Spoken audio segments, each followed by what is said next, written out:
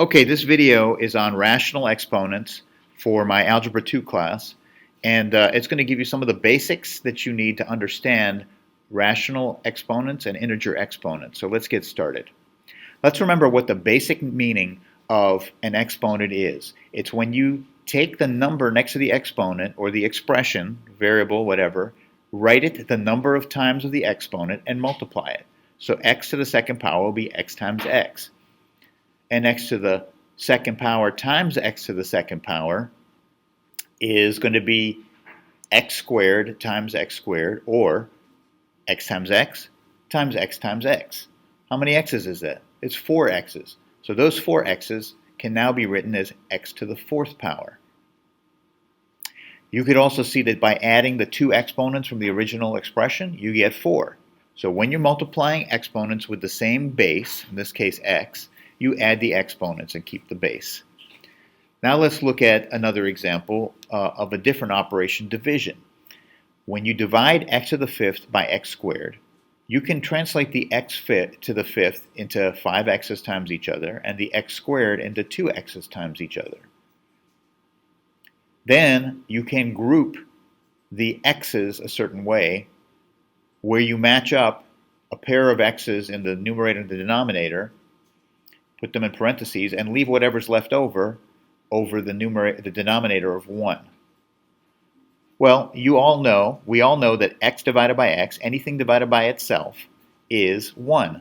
So, because of that, we can change the x over x to 1, the other x over x to 1, and what's left is x times x times x over 1, or x to the third power.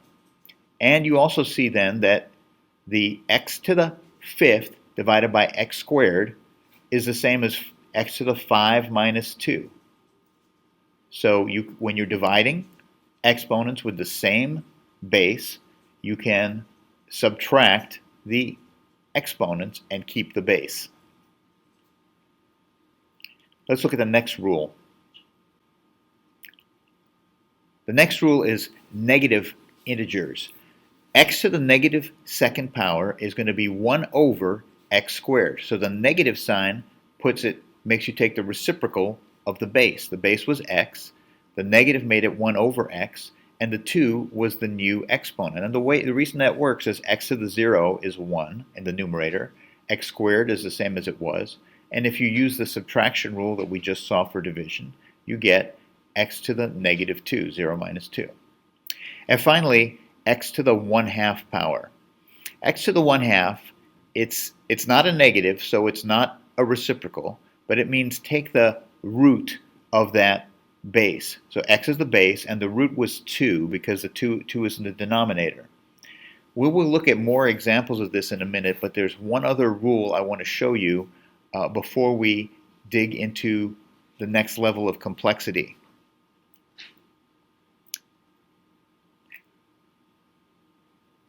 So this rule is called the power rule, but first I'm just going to repeat. If you have x times 5, x to the fifth times x to the fourth, you know that will be the sum of 5 and 4, and you'll get x to the 9th power. But now let's look at a different situation where you have x to the 5th power raised to the 4th power. That is not going to be the same, and here's why. If you remember, when you raise something to a power, you repeat that thing the number of times of the power. So here we're going to take x to the 5th and write it 4 times. Now remember, each of those x to the 5ths on its own is 5 x's multiplied. So if you're repeating that 4 times, you're going to have 20 x's total. So your solution is going to be x to the 20th power, which is the same as x to the 5 times 4 power. This is going to be really important when we look at our next type of rational exponent. And let's do that right now. Using what we've just learned, let's take a look at a rational exponent where we have 3 halves, an improper fraction, as our exponent. And let's recognize that this is the same as x to the third to the 1/2 power. Because just like we saw in the previous example just now, if you have the product of two exponents, you can write it as the base to the first power raised to the second power. And so here you have x to the third to the 1/2 power, which is going to be the same as x to the third, and then take the root, which is, in this case, the square root. That's your answer for x to the 3/2. It's not a negative, so it's not a reciprocal, but the 3 part is what you're raising the base to. The 2 part, the denominator, is your root, the type of root you're taking. Now what about x to the 2/3? Well, we could write that as x squared to the 1/3 power. We could also write it as x to the 1/3 to the 2nd power, but we're going to start by using the one on the example on the left. And so x squared to the 1/3 power is going to be x squared and then take the cube root.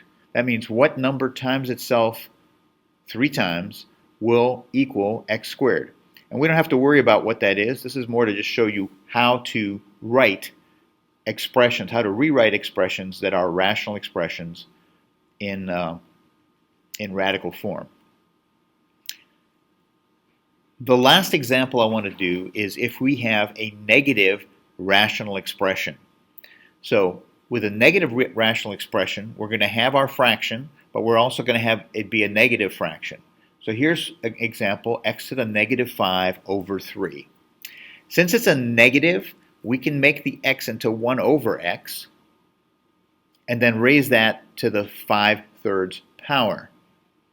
When we do that, everything else is going to be the same. It's just going to be in the denominator now, and it'll be 1/x to the 5th and then the cube root of that expression. So now you have seen how we use different exponent rules along with fractions, rational exponents, to simplify and expand the terms. Now, the next slide you're going to see is a set of rules that go with,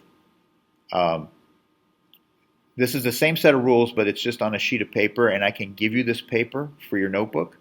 But in the meantime, if you want to just freeze the screen, you can take a look and see that all the rules that we just saw are shown here.